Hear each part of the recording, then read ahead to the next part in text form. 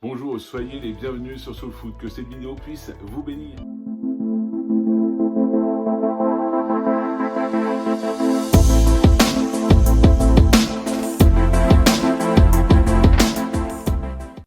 On se retrouve aujourd'hui dans Jean chapitre 6, verset 68 en particulier. On voit que Jésus va enseigner quelque chose à ses disciples. Ils étaient bien plus nombreux que 12 à l'époque. Et puis ses disciples vont avoir du mal à assimiler ça. Donc je vous invite chez vous à le lire, c'est le chapitre 6. Mais ses disciples vont avoir du mal à comprendre. Et du coup, il y a beaucoup de ses disciples qui vont abandonner Jésus. On le voit au verset 66. À partir de ce moment-là, beaucoup de ses disciples l'abandonnèrent et cessèrent de l'accompagner. Et du coup, il y a Jésus qui se retrouve là, il voit tous ses disciples partir et il va poser aussi cette question aux 12 disciples. On le lit au verset 67. Alors Jésus, se tournant vers les 12, leur demanda « Et vous, ne voulez-vous pas aussi partir ?» Je voudrais m'arrêter sur ce point. On voit que Jésus pose cette question à ses 12.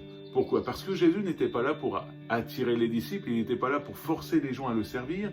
Non, il n'était pas là non plus pour les maintenir. Il n'avait pas adapté son message pour dire que les gens vont rester. Non, Jésus annonçait les vraies paroles de la vie éternelle, même si cela peut-être choquait les personnes de son époque. Jésus continuait d'annoncer les paroles qui donnaient la vie éternelle.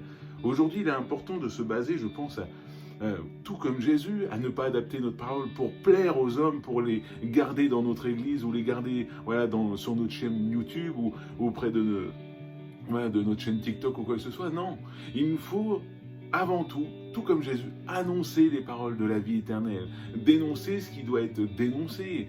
Alors bien sûr, tout ça dans l'amour, il ne faut pas faire n'importe comment et dire voilà maintenant je m'en fiche des gens s'ils m'écoutent ou pas. Non, il est important d'essayer d'apporter la parole, la vérité avec amour, sans vexer, sans vouloir frapper quelqu'un ou quoi que ce soit. Quand je dis frapper, c'est frapper par la parole. On parle bien de heurter les gens. Mais là, on voit que les gens ont été heurtés par le langage de Jésus quand il a dit si quelqu'un ne mange pas ma chair, ne boit pas mon sang, cela a heurté. Mais parce que Jésus parlait en images.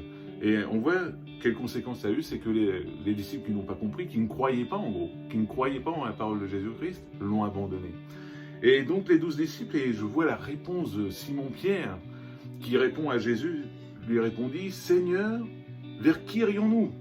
Tu as les paroles de la vie éternelle. Nous avons mis toute notre confiance en toi et nous savons que tu es le Saint envoyé de Dieu. » Pourquoi les disciples donc sont restés avec Jésus-Christ? Parce qu'ils croyaient en Jésus-Christ, ils croyaient en sa parole. Ils savaient que Jésus-Christ avait les paroles de la vie éternelle. Pardon, je me corrige, mais Jésus a les paroles de la vie éternelle. Parce que c'est toujours le cas aujourd'hui. Les paroles de la vie éternelle nous ont été transmises par la Bible. Jésus nous a transmis les paroles de la vie éternelle. Aujourd'hui, c'est à nous maintenant de veiller sur ces paroles, de pouvoir toujours la lire chaque jour, de prendre du temps avec Dieu, de dire Seigneur, parle-moi par ta parole, parce que je sais que ta parole, elle est la vérité. Même si des fois, c'est un peu dur à comprendre. Même si des fois, on ne comprend pas tout, il est important de continuer de croire, de dire Seigneur, je sais que tes promesses elles sont certaines. Je vais les vivre. Tes promesses sont certaines, pardon. Merci encore pour ta parole. Merci de te révéler à mon cœur. Merci de parler à mon cœur. Merci pour cette parole de vie éternelle que tu m'as donnée. Donc aujourd'hui, je t'invite, toi personnellement, à prendre du temps pour lire la parole. Parce que cette parole, c'est la parole de la vie éternelle que Jésus t'a transmise. Donc aujourd'hui, ne t'offusque pas s'il y a quelque chose que tu ne comprends pas ou que tu trouves un peu dur. Laisse-toi travailler par cette parole. Laisse-toi toucher. Accepte de dire c'est la parole de Dieu.